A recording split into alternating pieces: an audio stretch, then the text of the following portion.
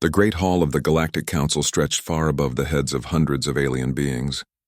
Crystal walls rose high into the darkness, and soft blue light came from everywhere and nowhere at once. Representatives from 63 different worlds sat in their assigned seats, each one built to fit their particular body shape. Some floated in tanks of thick liquid, others hung from the ceiling on strong threads. A few sat on simple chairs like the ones humans might use, though no human had ever been in this room. At the center of it all stood the speaker's platform, where Elder Vexthal waited his turn to address the assembly.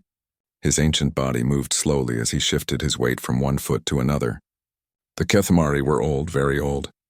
They had been traveling between stars when most of the other species in the room were still learning to make fire. Vexthal himself had lived for over 800 standard years, and his people respected him as one of their wisest leaders. The current speaker, a tall being with smooth purple skin called Ambassador Zelnok, was finishing his report about trade routes in the Outer Rim territories. His voice echoed clearly through the hall's perfect acoustic system.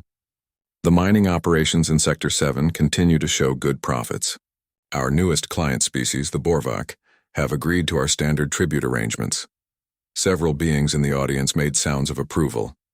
The Galactic Council had been managing interstellar trade and politics for over 2,000 years. They had a system that worked well. When a new species developed faster than light travel, the Council would make contact.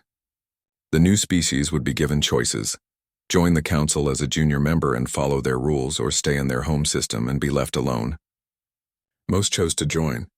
Those who tried to expand on their own usually learned quickly that the Council did not like competition. Ambassador Zelnok stepped down from the platform, and the session coordinator called for the next speaker.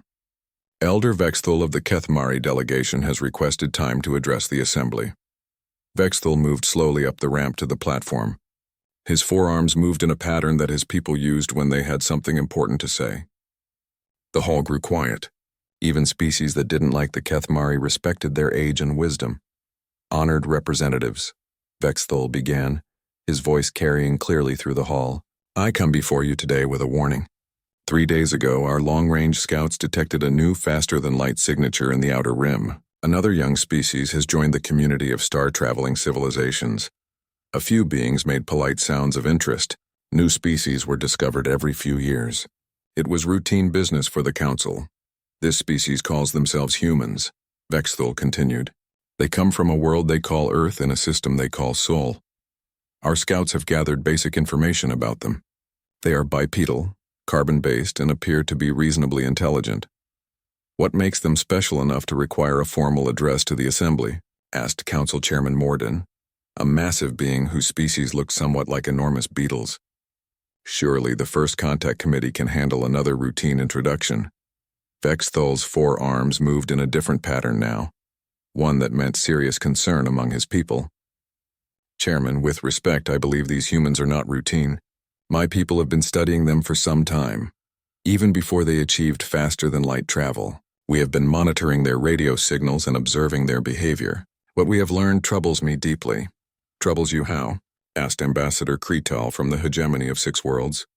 Her species was known for being very direct and not liking long speeches.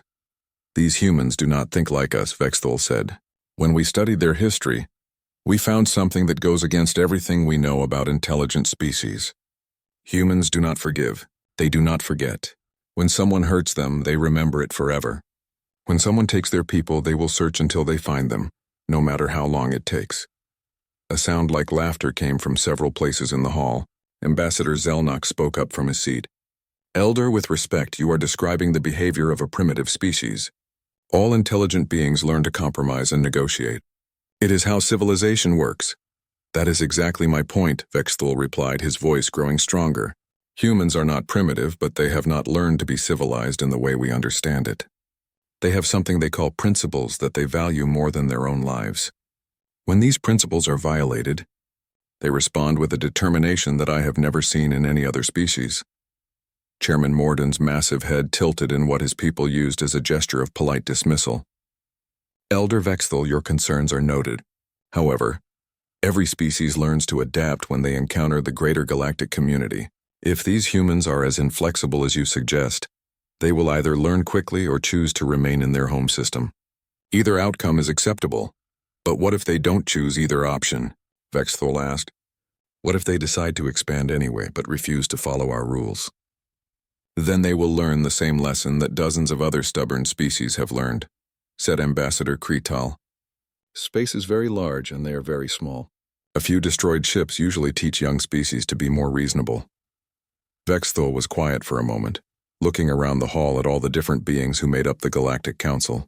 He had hoped they would listen to his warning, but he could see in their faces and postures that they thought he was just being an overly worried old being.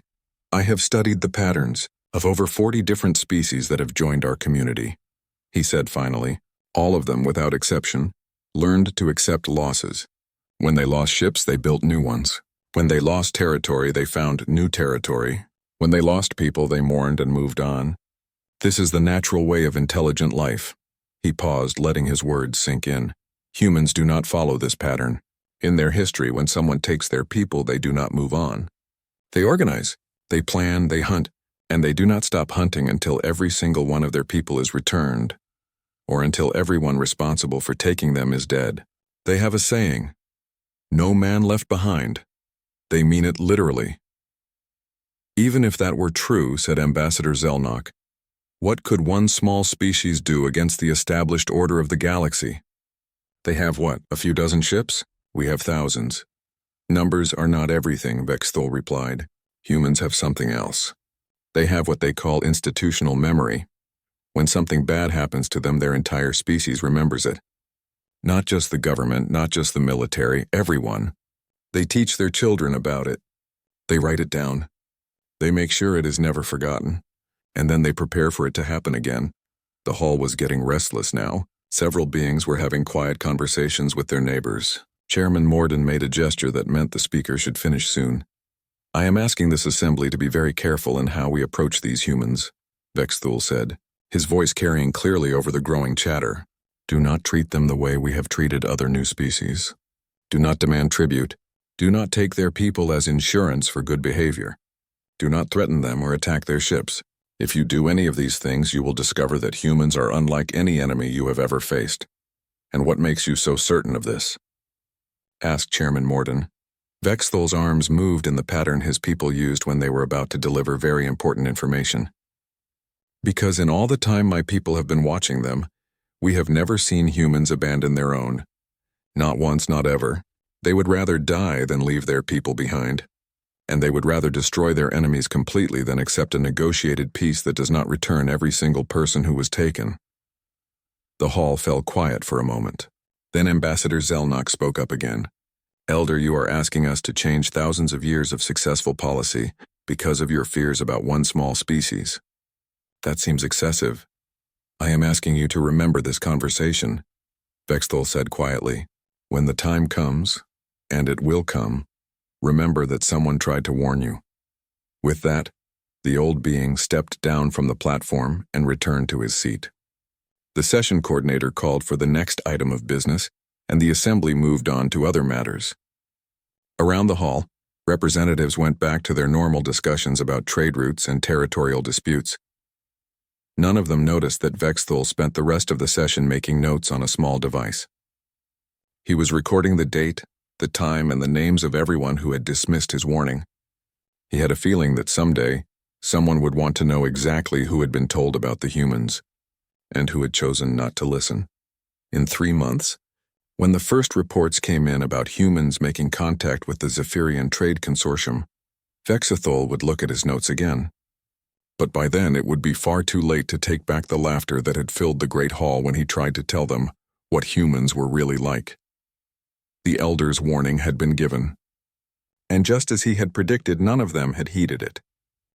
Captain Sarah Chen stood on the bridge of the UES Meridian, watching the star charts that showed their current position near the edge of known space. Her ship was one of 12 human vessels exploring beyond their home system, mapping new routes and looking for resources that Earth desperately needed. The Meridian was not built for war. It was a science and exploration vessel with minimal weapons and shields, but it carried something more important than guns, humanity's first steps into the larger galaxy.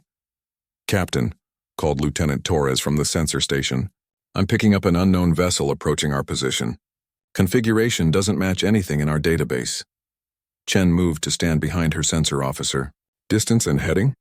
2 million kilometers and closing fast. Much faster than should be possible with the engine signatures I'm reading. Torres looked up from his console with concern. Captain, that ship is 3 times our size. Red alert, Chen ordered. The bridge lights dimmed to a soft red glow and warning tones echoed through the ship. Communications, try to establish contact. Ensign Martinez worked quickly at his station. Broadcasting on all standard frequencies, Captain. Universal mathematics, prime numbers, basic symbolic language. They waited. The unknown ship continued to approach, but gave no response to their attempts at communication. When it reached 1 million kilometers, it finally answered. The main screen filled with the image of an alien being unlike anything humans had ever seen.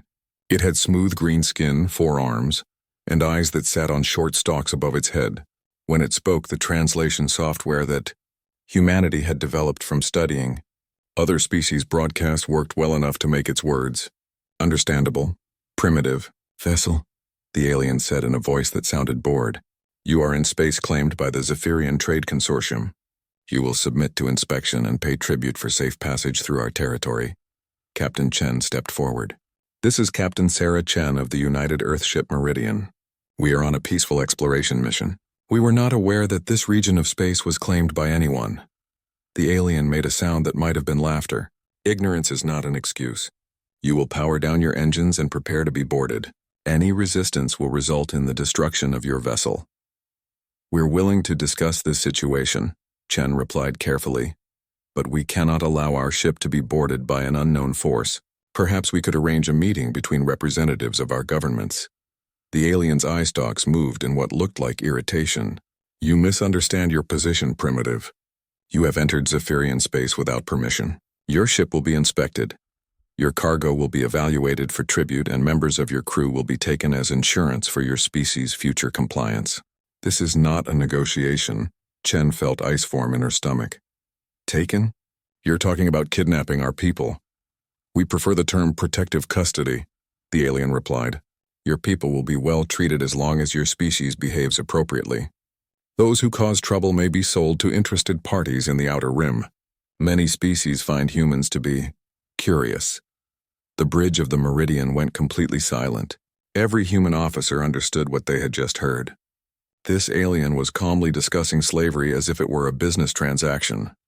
I need to be very clear about something, Chen said, her voice steady, despite the anger building inside her. If you take any member of my crew, my people will come looking for them, and they will keep looking until they find them. The alien's eye stalks moved again, this time in what seemed like amusement. Of course they will.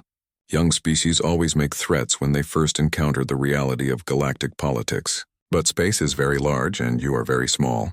A few months of searching empty systems usually teaches primitive species to be more reasonable. You don't understand, Chen said. Humans don't give up. We don't forget. If you take our people, we will find you. It doesn't matter how long it takes or how far we have to search. We will find you. Enough, the alien said, clearly tired of the conversation. You will comply with our demands or you will be destroyed. Those are your only options. Chen looked around her bridge at the faces of her crew. She could see the same determination in their eyes that she felt in her heart. They all knew what was going to happen next, and they all knew what it would mean. Torres, she said quietly, send a priority message to Earth Command. Full quantum burst transmission. Include everything we've recorded of this conversation and all sensor data on the alien vessel. Message away, Captain, Torres confirmed. Chen turned back to the alien on the screen. I'm going to give you one last chance to reconsider this. Leave us alone and we'll leave your space. No one has to get hurt. The alien made that laughing sound again. Your species will learn the same lesson that dozens of others have learned before you. Resistance is futile and expensive. The alien ship opened fire without further warning. The Meridian's shields flared as energy beams struck them. But the exploration vessel was not built to withstand a military assault. The shields failed after the third hit, and the fourth blast tore through the ship's hull. Hull breaches on decks 4 and 7, reported Lieutenant Torres. Life support failing in sections 9 through 12. Evacuation pods? Chen asked. Launching now, Captain. Most of the crew will make it out. The alien ship moved closer, using tractor beams to collect the escape pods as they launched. Chen watched in horror as her people were pulled into the belly of the enemy vessel like fish caught in a net. "Captain," Torres said urgently, "they're preparing to board us. Looks like they want to take prisoners from the ship as well." Chen made a decision that would change the course of galactic history. "All hands, this is the captain. Prepare for self-destruct. We will not allow our ship or our remaining crew to be captured." The alien's voice crackled over the communication channel. "Destroy your own ship if you wish, primitive. We have what we came for. Your people will serve as excellent examples to others of your species." "You're making a mistake," Chen said as explosions rocked her ship.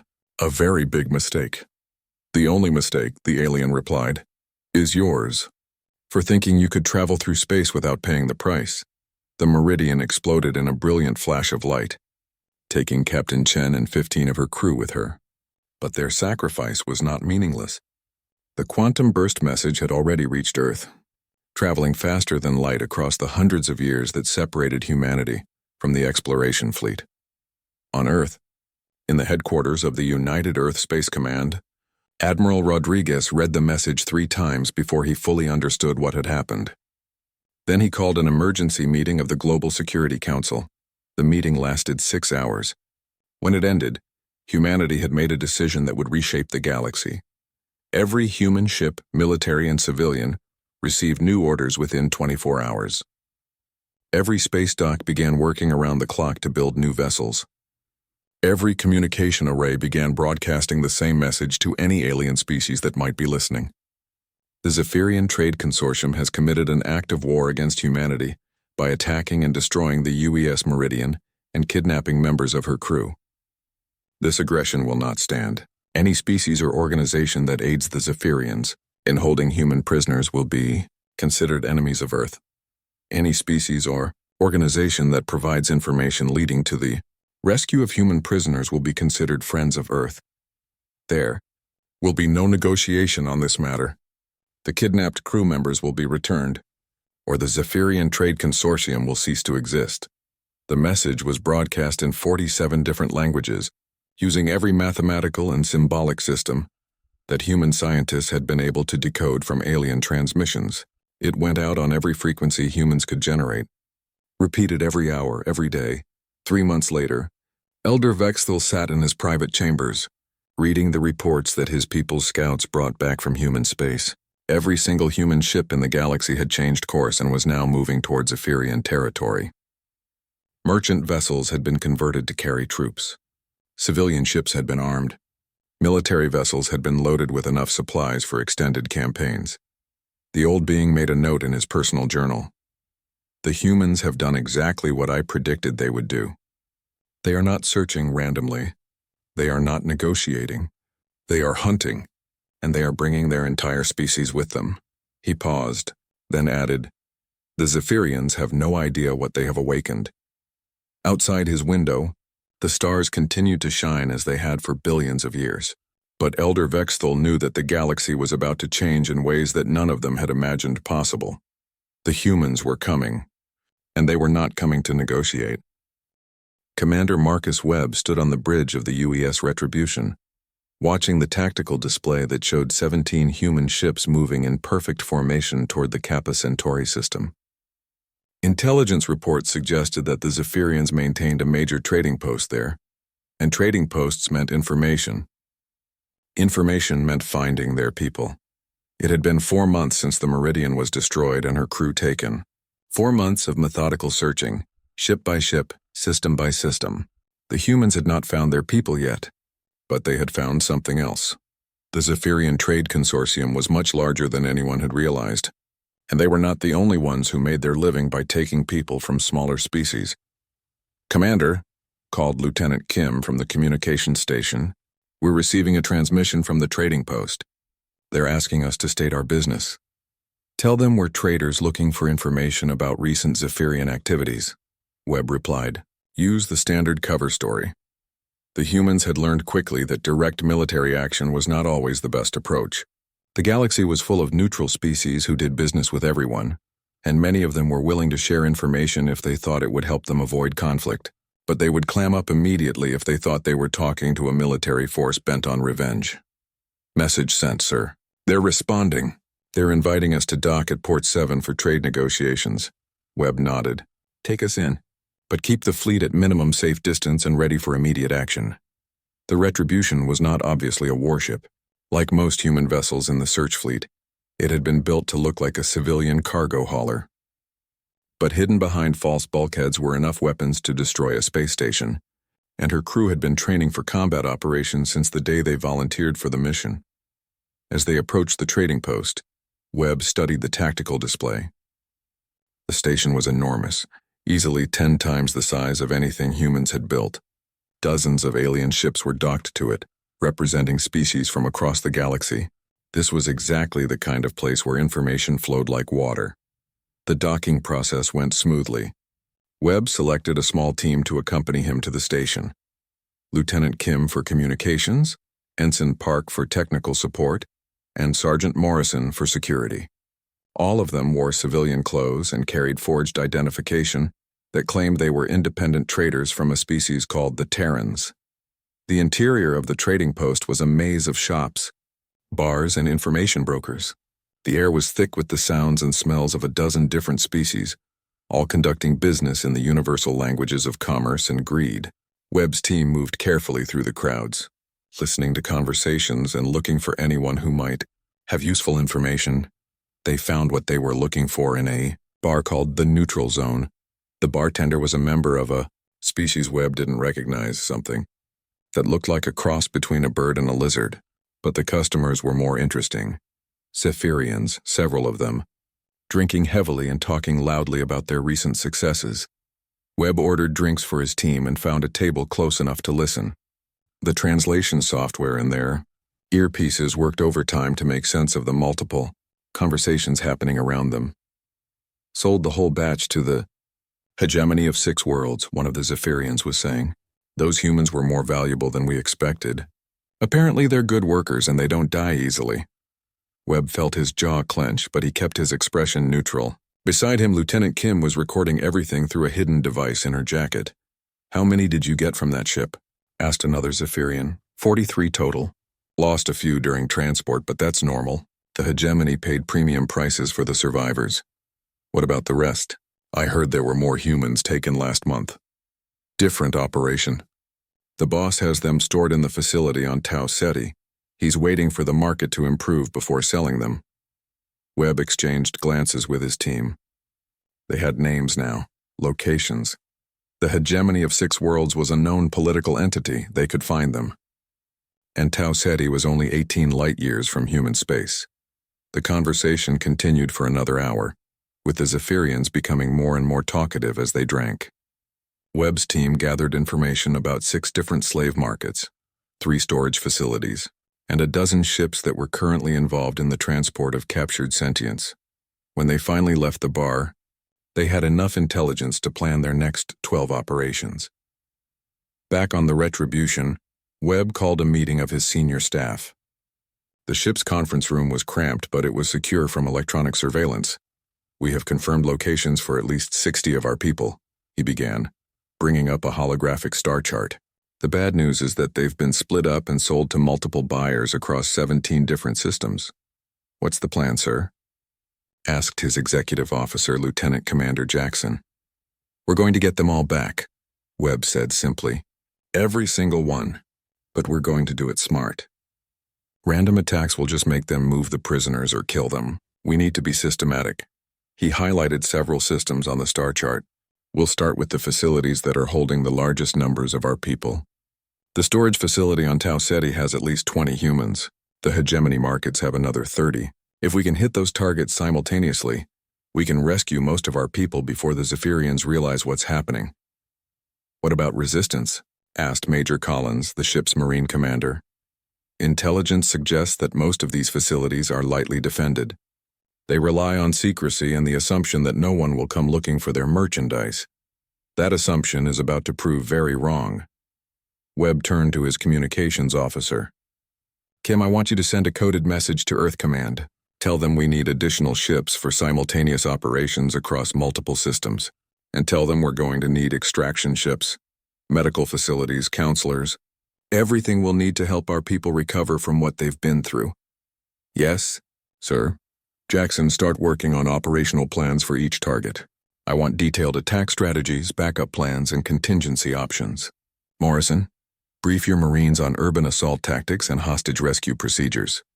As his staff dispersed to carry out their orders, Webb remained in the conference room, staring at the star chart.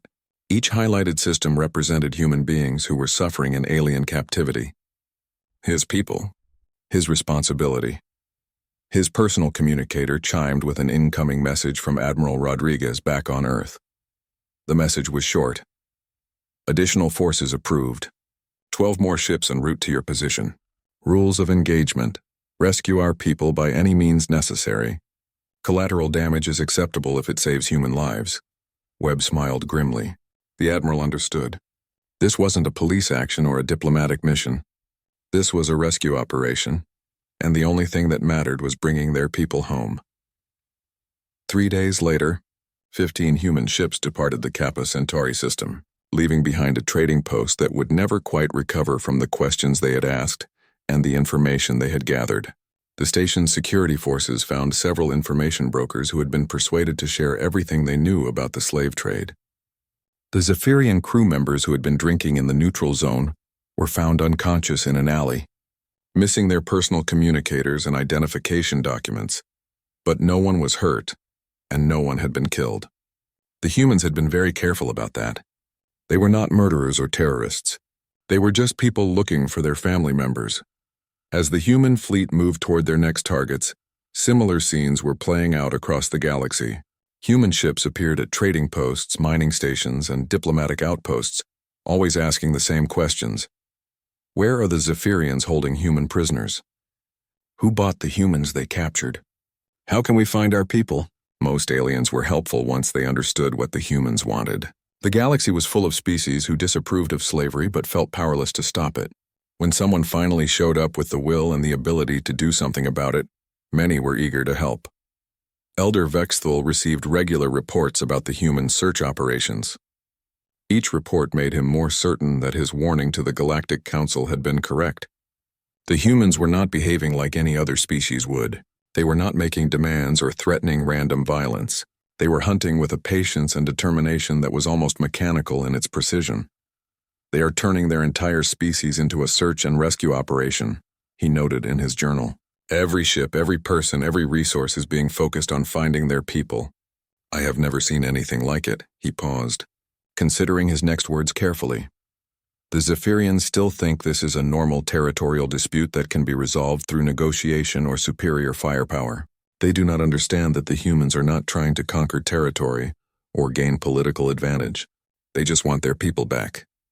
And they will not stop until they have them. The old being looked out at the stars and wondered how long it would take for the rest of the galaxy to realize what he already knew.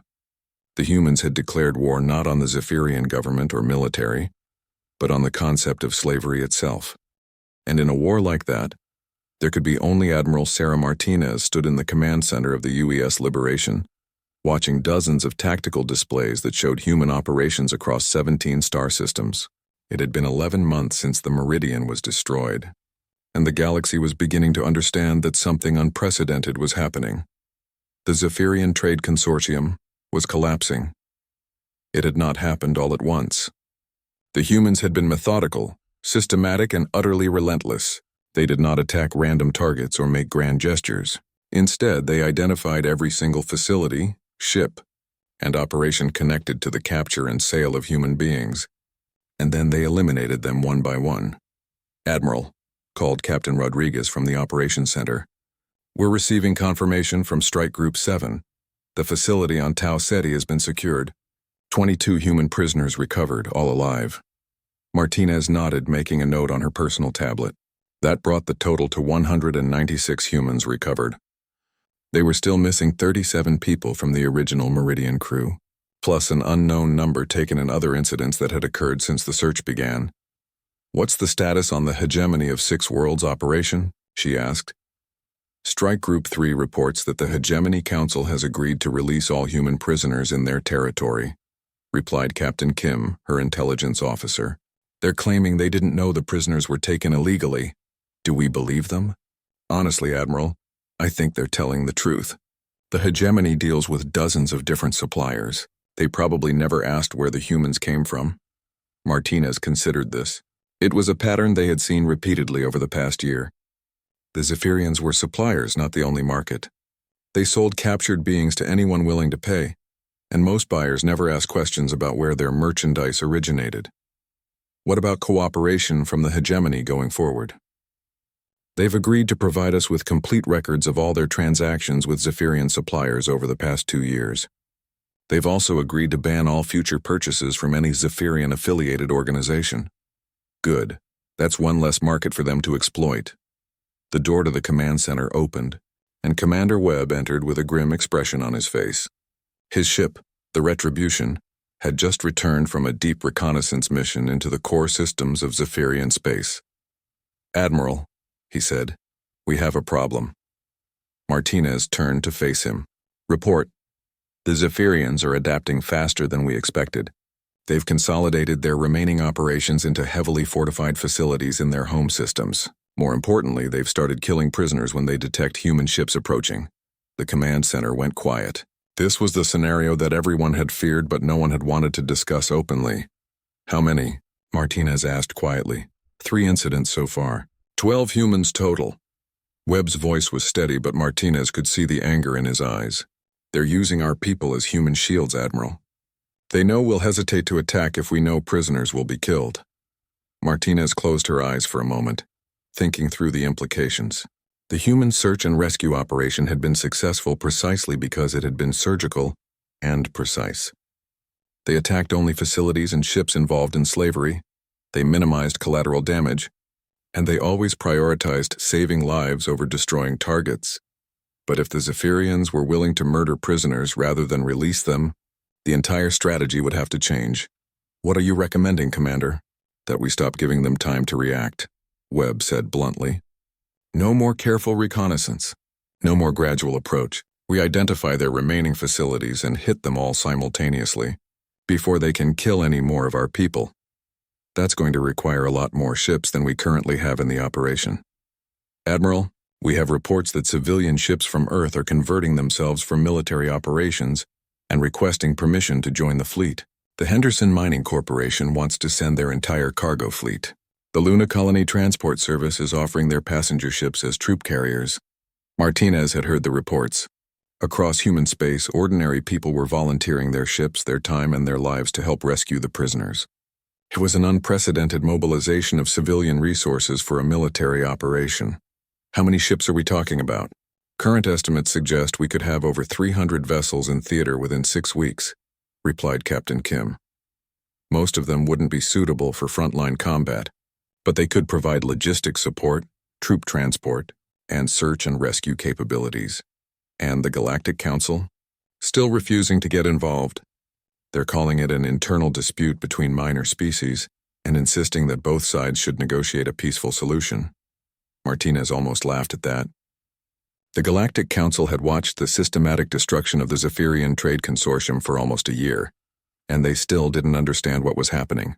They kept expecting the humans to declare victory and go home, or for the Zephyrians to offer some kind of compromise that would end the conflict. Neither side was interested in negotiation. "Admiral," said Commander Webb, "there's something else. Our intelligence teams have discovered that the Zephyrian operation was larger than we thought. They've been capturing and selling sentient beings from dozens of different species for over 50 years. How many? Conservative estimates suggest hundreds of thousands of individuals. Maybe more." The command center was silent again. Martinez stared at the tactical displays, trying to process the magnitude of what Webb was telling her. The humans had stumbled into something much bigger than a simple kidnapping incident. Are we talking about a rescue operation for other species as well? That's the question, Admiral. Do we limit ourselves to rescuing humans, or do we expand the mission? Before Martinez could answer, Captain Rodriguez called out from his station. "Admiral, priority message from Earth Command. Admiral Thompson wants to speak with you immediately." Martinez moved to the secure communication console and activated the quantum link to Earth. Admiral Thompson's image appeared on the screen, looking tired but determined. "Sarah," he said without preamble, "I've been following your reports. What's your assessment of the situation?" We're winning, Admiral, but the cost is rising. The Zephyrians are getting desperate, and they're starting to kill prisoners rather than let us rescue them. I've seen the reports. How many of our people are still unaccounted for? 37 from the original Meridian crew, plus an estimated 20 to 30 others taken in separate incidents. And the larger situation? Martinez hesitated, then decided to be completely honest. Sir, we've uncovered a slavery operation that spans multiple star systems and involves hundreds of thousands of victims from dozens of species. If we limit ourselves to rescuing only humans, we'll be abandoning people who are in the same situation our people were in. What are you recommending? That we expand the mission, sir. The infrastructure is already in place. We have the ships, the intelligence, and the capability. We could shut down the entire operation. Admiral Thompson was quiet for a long moment. Sarah, are you asking me to authorize a war against slavery itself? Yes, sir. I suppose I am. What about the Galactic Council? What about the other major powers? They're not going to stop us, Admiral. Most of them are too afraid of what we might do to their own operations if they interfere. And some of them are actually helping us, providing intelligence, refusing to trade with the Zephyrians, denying them safe harbor. Thompson nodded slowly. I'll need to discuss this with the Global Security Council. But Sarah, keep doing what you're doing. Bring our people home. All of them. The transmission ended, leaving Martinez alone with her thoughts and the tactical displays that showed human ships moving across the galaxy like antibodies fighting an infection. 6 hours later, she received new orders from Earth. The mission parameters had been expanded. Human forces were authorized to rescue any sentient being held in slavery by Zephyrian or affiliated organizations, regardless of species. The war against the Zephyrian Trade Consortium had become something larger. It had become a war against slavery itself, fought by a species that had decided that some things were worth fighting for, no matter what the cost. Within days, ships from other species began appearing at the edges of human operations. Most came to offer information about Zephyrian facilities in their space. Some came to offer logistical support. A few came to ask if they could send their own ships to help with the rescue operations. Elder Vexthal read the reports with a mixture of admiration and fear. The humans had done exactly what he had predicted they would do, but they had done it on a scale that even he had not imagined possible. They have turned their entire species into a force for justice, he wrote in his journal, and they have inspired others to join them. The galaxy will never be the same. He paused, then added, I wonder if any of us truly understand what we have witnessed here. A young species has looked at an ancient evil and decided that it will not be tolerated. Not now, not ever. And they have the will and the capability to do something about it. Outside his window, the stars continued to shine. But Elder Vexthal knew that among those stars a revolution was taking place. The great hall of the Galactic Council was different now. The same crystal walls rose into the darkness and the same blue light filled the chamber. But the atmosphere had changed completely. Where once there had been casual confidence and dismissive laughter, now there was nervous tension and careful words. Elder Vexthal stood once again at the speaker's platform. But this time no one was talking during his address. Every representative in the hall was listening intently to every word he said. Honored representatives, the old being began. It has been exactly 1 standard year since I last addressed this assembly. At that time I warned you about a species called humans. I told you that they were different from other species we had encountered. I warned you not to take their people, not to threaten them, and not to underestimate their determination. The hall was completely silent. No one made sounds of dismissal or amusement. Today, I stand before you to report on what has happened since that warning was given. Vexthal's forearms moved in the pattern his people used for delivering important historical information. The Zephyrian Trade Consortium no longer exists. A few beings shifted uncomfortably in their seats, but no one spoke. It was not destroyed in a single battle, Vexthal continued. It was not conquered through superior technology or overwhelming force. It was systematically dismantled, piece by piece, operation by operation, until nothing remained but empty facilities and abandoned ships. He paused to let this sink in. The humans did exactly what they said they would do. They found their people, all of them. They brought them home, and in the process they rescued over 400,000 sentient beings from dozens of different species who had been enslaved by the Zephyrian operation. Chairman, Morden spoke for the first time since Vexthul had begun his address. Elder, what are the implications for the galactic community? The implications are simple, Chairman. The humans have established a new principle in galactic affairs. Slavery will not be tolerated. Not by anyone, anywhere, for any reason. But surely, said Ambassador Kretal, this was an isolated incident. The humans were responding to a specific attack on their own people. Vexthul's arms moved in the pattern that meant, I am about to tell you something you will not want to hear. Ambassador, I have been monitoring human communications and activities since their anti-slavery campaign began. They are not treating this as an isolated incident. They have established permanent task forces dedicated to identifying and eliminating slavery operations throughout known space. The hall erupted in concerned chatter. Representatives turned to each other, speaking in low, urgent voices. Furthermore, Vexthul continued, raising his voice to be heard over the noise, they are not working alone. 17 different species have formally allied with the humans in these operations. 23 others are providing intelligence and logistical support. The chatter died down as representatives absorbed this information. What you must understand, Vexthul said, is that the humans have done something unprecedented in galactic history. They have created a coalition based not on trade interests or territorial concerns, but on a moral principle. And that principle is spreading. Council Chairman Morden's massive head turned toward the Elder. What do you mean by spreading? I mean that other species are adopting human attitudes toward slavery and exploitation. The Andorian Republic has banned all forms of indentured servitude. The Centauri Federation has declared that any of their citizens found participating in slave trade will be exiled permanently. The hegemony of 6 worlds has established their own anti-slavery patrol fleets. Vexithul's arms moved again, this time in the pattern that meant, pay very close attention to what I am about to say. The humans have not just eliminated one criminal organization. They have changed the moral framework of the galaxy. They have made slavery unacceptable in a way that it never was before. Ambassador Zelnok, who had been one of the most dismissive voices a year earlier, spoke up hesitantly. Elder, what does this mean for those of us who may have engaged in practices that the humans might consider objectionable? That is exactly the question you should be asking, Vexthul replied.